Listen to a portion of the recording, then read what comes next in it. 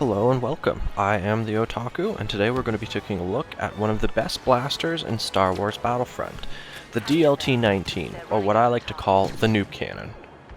The information in this video is based on a combination of statistics gathered from Synthic.com, which I will link in the description below, and my own experiences with the weapon. So the DLT-19 is like the epitome of a noob cannon. It's perfectly fitting for the spray and pray style of player. Based on the stats from Synthic, it does 15 damage, and then after 15 meters starts to drop down to 13 damage, and that at 50 meters it finally caps out.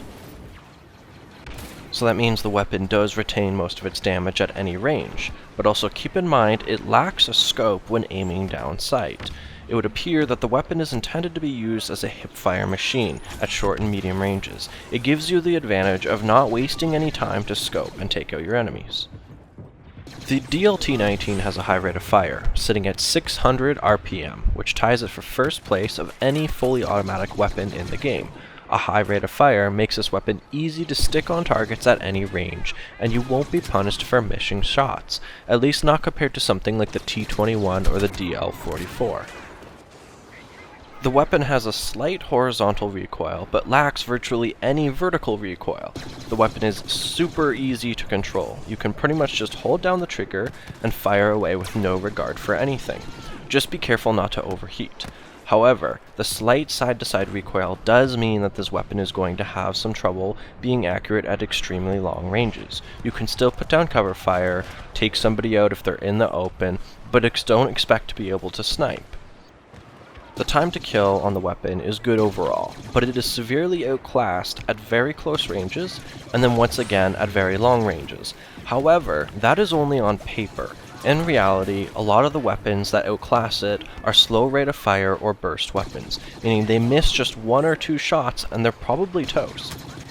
Overall, the weapon appears to be a favorite among many. It is highly represented in the game on every type of game mode and any kind of map. The low skill cap and ease of use make this weapon perfect for anyone who just wants a solid, consistent weapon. You don't have to think too much or put too much energy into controlling it. This weapon is going to be perfect for people who like to play a very reactive gameplay, meaning you see and you shoot. There's not really much aiming or strategy required. As for star cards and traits, I typically like to run Explosive Shot. The high rate of fire of the weapon makes it extremely good when paired together. Anything else you use in combination with this is entirely preferential, but I would also like to suggest running a jetpack for defensive escapes and an impact grenade for close range duels, or you could run barrage to force snipers and other people out of positions. It also ultimately just depends on what game mode and map you're on. The game I'm playing right now is Blast, and at the end I end up going 29 and 5, which is a respectable KD of about 5.9. So try the gun out, let me know what you think in the comments below, like and subscribe for more videos to come, and may the Force be with you.